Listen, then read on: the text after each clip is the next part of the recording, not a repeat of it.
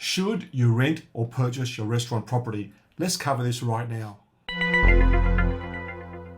Okay, you might have found your ideal place. Now it's time to negotiate.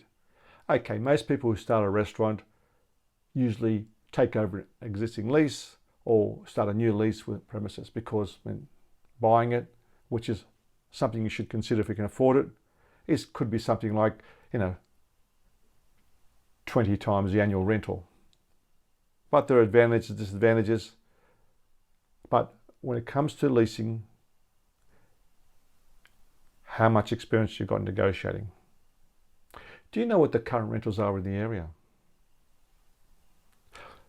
How can you negotiate incentives, rent-free periods? What terms should you look for? Most people will just say, well, they accept what the owner gives them. But look in the future. For example, I found my experiences over the years dealing with hundreds of restaurants that most owners seem to stick to about average of 3 years, 2 to 3 years, and they move on to something bigger, better, different, or close down completely. Now, which means that after 2-3 years, it's gone to a position to saleable to a new person. Again, I found that it's good to have at least 5 years. Most buyers shy away from businesses which have got less than 5 years. So you've got to organise your lease to take into account that you may sell within 2 to 3 years, and you've got something to sell with a long lease so that the new buyer can recoup the cost of the business. We'll cover that in more detail in future videos. But the other aspect is buying. Is it worth buying the property? Maybe you can buy something larger than you need if you can afford it. You can maybe get some finance.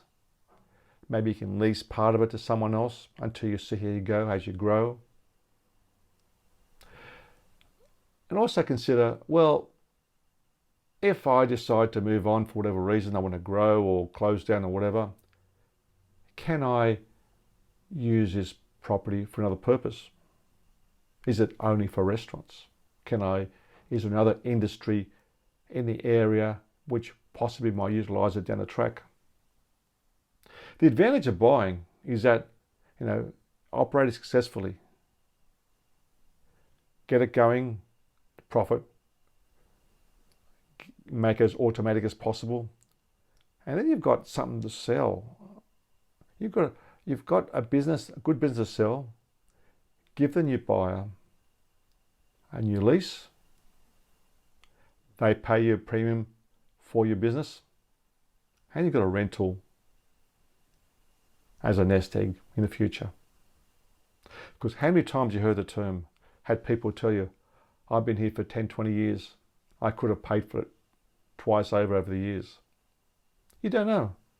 Sometimes, I did say that people tend to stay for 2-3 years. You might find it really good. You might stay for 5, 10, 20 years. In 10 years' time, you might want an investment, want to take it easy. You've got a nice asset there, which is earning you income. And if worse comes to worse, you know how it runs, so you can move in there, build it back up, and sell it again if you have to. Hopefully you won't have to do that, but I've seen it happen before. But consider it. If you can afford to buy it, it could be really worth considering.